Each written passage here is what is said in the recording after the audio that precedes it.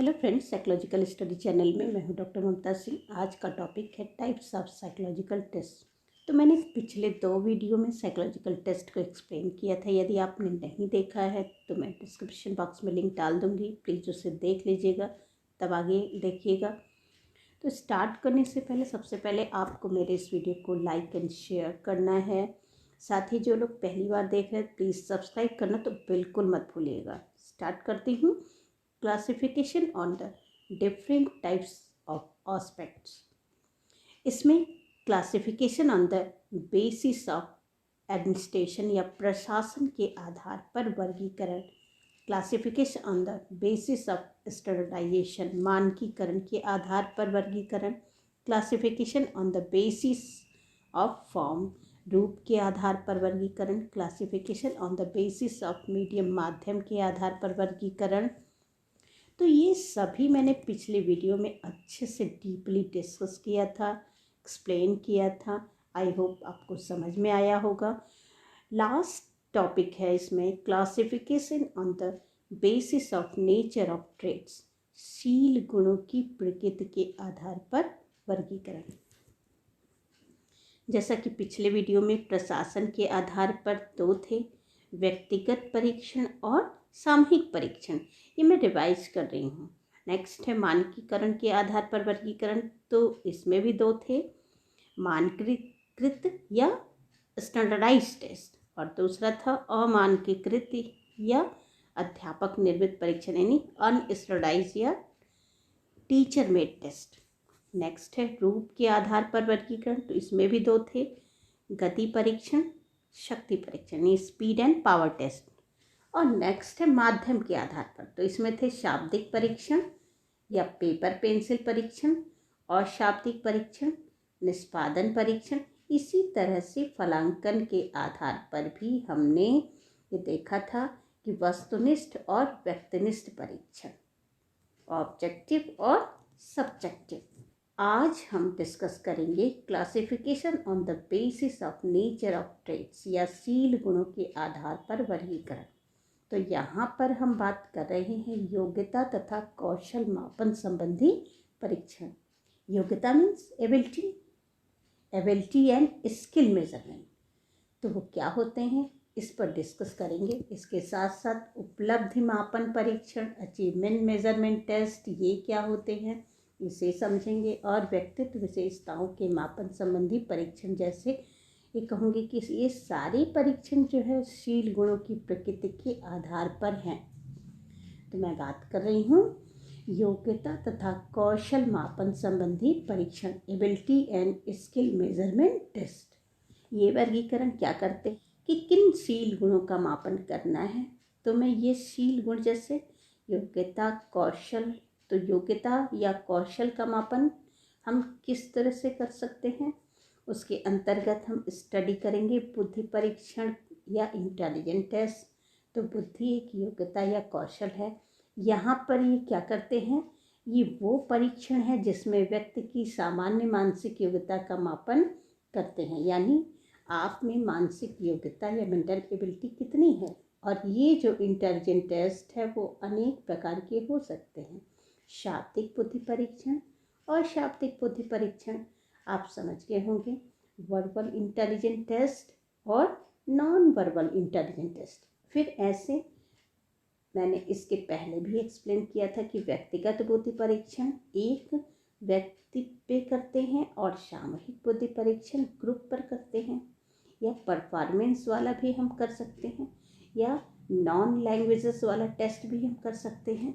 इस तरह से मैंने कितने प्रकार वाले शाब्दिक, अशाब्दिक, व्यक्तिगत और सामूहिक तथा निष्पादन मीन्स परफॉर्मेंस और भाषा रहित या नॉन लैंग्वेजेस के, इस तरह से हम बहुत सारे इंटेलिजेंट टेस्ट कर सकते हैं। आज आधुनिक युग में मैं बात करती हूँ तो इंटेलिजेंट टेस्ट का इम्पोर्टेंट बहुत बढ़ रहा है। आप देखोगे कि अब बहुत सारे एग्ज़ाम जो हैं वो किससे रिलेटेड हैं, वो आपके इंटेलिजेंस से ही तो हैं। चाहे वो शिक्षा हो यानी एजुकेशन हो, या अन्य किसी इंडस्ट्री या फॉर्म हो, सेना में भर्ती हो, हर एरिया में परीक्षण का यूज सबसे ज़्यादा होता है। हम बात करते हैं कि स्कूल में स्टूडेंट की बुद्धि का अगर मापन करना है तो इस प्रकार के टेस्ट बहुत ज़्यादा होते हैं। और आप देखिएगा जो स्कूल की प्रोग्रेस रिपोर्ट होती है वहाँ पर इंटेलिजेंस की फैसिलिटीज़ होती है। बुद्धि परीक्षण के आधार पर हम स्टूडेंट का चयन यानी स्टूडेंट का सिलेक्शन, एंट्रेंस एग्ज़ाम के माध्यम से प्रमोशन इत्यादि कर सकते हैं। तो ये बात आती है इस तरह से इंडस्ट्री में एम्प्लॉय के साथ सेना में हर जगह आप अपनी इंटेलिजेंस शो करोगे, आप अपने आप को योग्य बताओगे। तो ये आपकी योग्यता का मापन यानी कौशल का मापन हो रहा है, जिसके द्वारा हम आगे बढ़ जाते हैं। Next one is aptitude test, अभिक्षमता परीक्षण। ये क्या होते हैं? इसकी सहायता से व्यक्ति की विशिष्ट योग्यता यानी स्पेसिफिक एबिलिटी उसका मापन करते हैं। क्या होती है स्पेसिफिक एबिलिटी? एक व्यक्ति के विशिष्ट प्रकार के काम करने की विशिष्ट योग्यता, यानी आप कोई भी विशेष काम, जो भी स्पेसिफिक काम हो, उसके कितने दक्ष हैं, कितनी योग्यता है, वह कितना योग्य है, यानी आप इंडिविजुअली जो स्किल है उसके एप्टीट्यूड को मेज़र कर रहे हो कि वो अपने कार्य में कितना योग्य या कौशल के साथ करने में सक्षम है। अभिक्षमता का जो मीनिंग है वो व्यक्ति की आधारभूत या पोटेंशियल एबिलिटी से है, जो कि वो अपने कार्य में कितना पोटेंशियल है, यानी एप्टीट्यूड मीन्स उसका पोटेंशियल कितना है, और ये आधारभूत योग्यता जो विशिष्ट कार्य करने में, जो सफलता प्राप्त करने में आवश्यक होती है। यानी हमको अपना पोटेंशियल दिखाना पड़ेगा अलग अलग व्यक्ति में, क्योंकि हर एक इंडिविजुअल अलग अलग होता है और उसके पोटेंशियल भी अलग अलग होते हैं। तो ये मापना होगा कि किस कार्य के लिए कौन सा पोटेंशियल है उस व्यक्ति विशेष में। तो इस प्रकार की योग्यता का मापन करने के लिए हम एप्टीट्यूड्स या क्षमता परीक्षण का यूज़ करते हैं। नेक्स्ट वन इज सृजनात्मक परीक्षण या क्रिएटिविटी टेस्ट। तो आपने जो भी यहाँ अचीव किया है, यानी ये आपके चिंतन या थिंकिंग से जुड़ी है। व्यक्ति की जो मानसिक प्रक्रियाएं हैं वो किस तरह से जटिल मानसिक प्रक्रियाएं करके और एक चिंतन करके कुछ नया क्रिएट कर रहा है। क्रिएटिविटी क्या है? कुछ नया करना और उसके चिंतन के कारण कुछ नए का होना। क्या हो गई? ये तो एबिलिटी हो गई, यानी आपकी सृजनात्मकता जो है यहाँ पर चिंतन का एक तरीका है, प्रोसेस है। सृजन मीन्स कुछ नया करने का तरीका, और इससे क्या होता है, हर एक व्यक्ति में अपनी एक क्रिएटिविटी होती है, वो अपनी एक तरीके से उस कार्य को करने का प्रयास करता है, एक इमेजिनेशन करता है। तो इसको मेज़र करने का प्रोसेस भी ability and skill measurement test कहा जाता है। ये शील गुणों में मैंने बताया था कि योग्यता तथा कौशल संबंधी परीक्षण क्या होते हैं। नेक्स्ट वन इज उपलब्धि मापन संबंधी परीक्षण या अचीवमेंट मेजरमेंट टेस्ट, यानी अचीवमेंट को किस तरह से मेजरमेंट किया जा सकता है। तो आपके पास इसके पहले मैंने आपको एक्सप्लेन भी किया था कि ऐसे टाइप टेस्ट, यहाँ पर हम बात करते हैं कि अचीवमेंट टेस्ट में कि किस तरह से हम जो है ऐसे के माध्यम से बच्चे के अंदर किस प्रकार की स्किल है, किस प्रकार की इमेजिनेशन है। तो क्या करता है, ऐसे को पढ़ करके वो राइट करेगा। एग्ज़ाम में जो भी एक्सप्रेशंस होंगे वो कितना राइट कर पा रहा है, कितना थिंक कर पा रहा है, उसकी एक्सप्रेशंस की कैपेसिटी क्या है, उसकी अपनी आइडियोलॉजी क्या है, इन सब के माध्यम से वो अपनी अभिव्यक्ति दे रहा है। तो हम उसकी अभिव्यक्तियों का टेस्टिंग कर रहे हैं ऐसे टाइप टेस्ट के माध्यम से। Okay, teacher made test. तो टीचर मेड टेस्ट किस तरह से होता है, तो यानी टीचर खुद बना रहा है अपने परीक्षण को, या प्रपत्र बनाते हैं टीचर यहाँ पर, या प्रश्नों की एक श्रृंखला बनाते हैं। तो ये खुद टीचर बनाते हैं, इसलिए इसको टीचर मेड टेस्ट भी कहते हैं, और उसका मूल्यांकन भी वो खुद ही करते हैं। तो इस तरह के जो टेस्ट होते हैं उन्हें टीचर मेड टेस्ट कहते हैं। नेक्स्ट वन इज मानकीकृत या स्टैंडर्डाइज अचीवमेंट टेस्ट, यानी कि वहाँ पर रिलायबिलिटी, वैलिडिटी, नॉर्म, इन तीनों पदों के इफेक्ट्स होते हैं। यहाँ पर उसके द्वारा जो अचीवमेंट होते हैं, उसकी जो योग्यता होती है, ये हम उसके बारे में जान पाते हैं।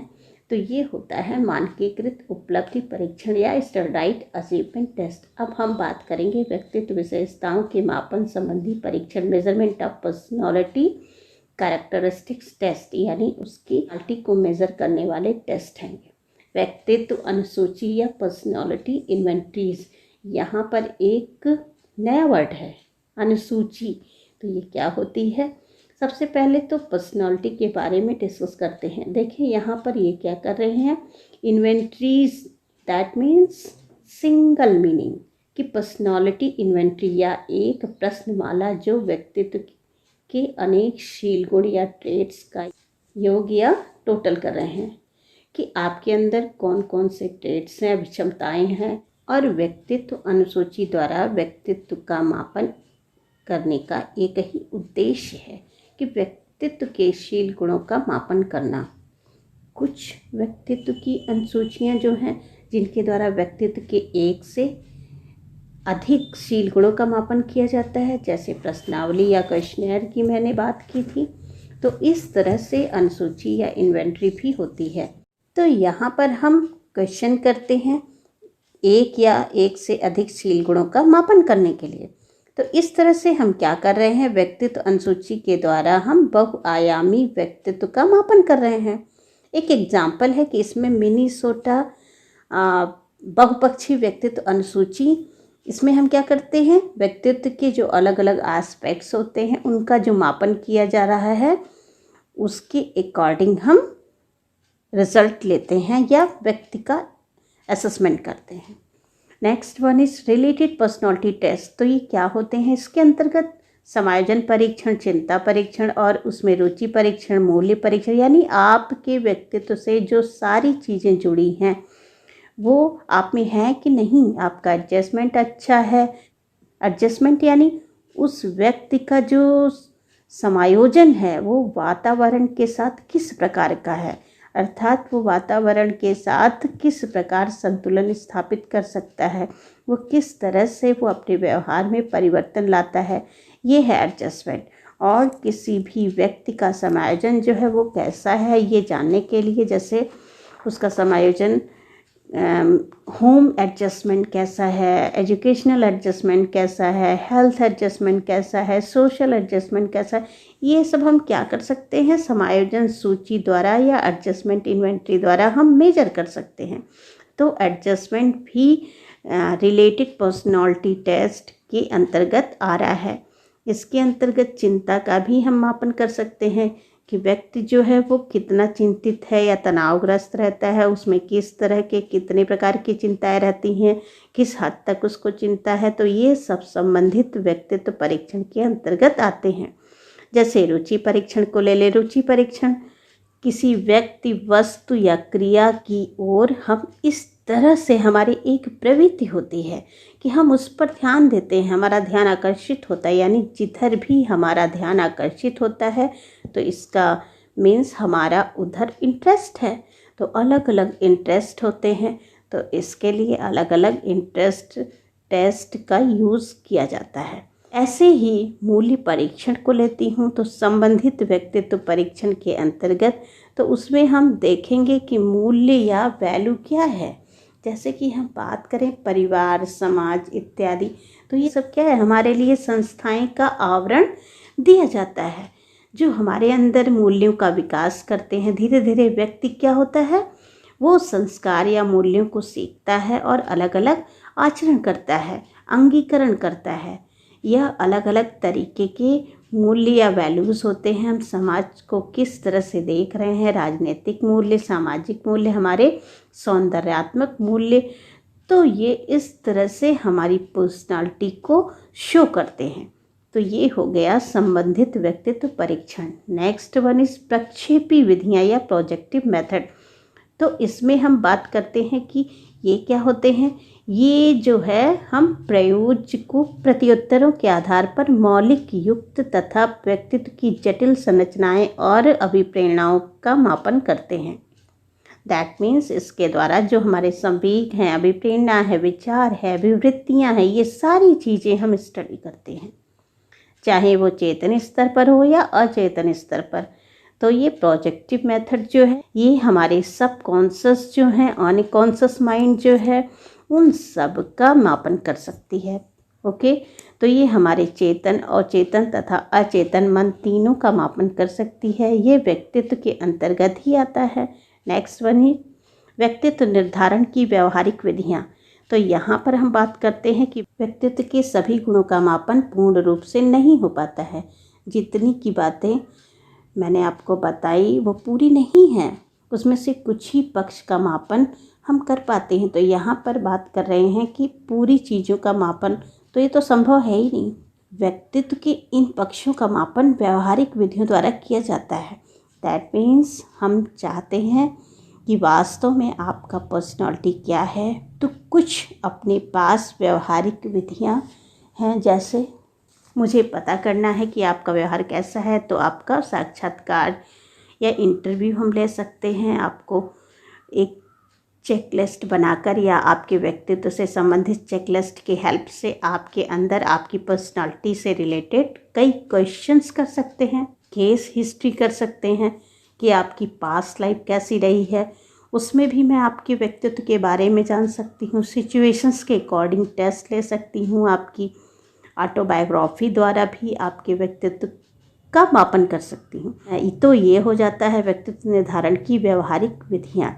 तो मैंने आपको टाइप्स ऑफ साइकोलॉजिकल टेस्ट पूरी तरह से समझाने का प्रयास किया है।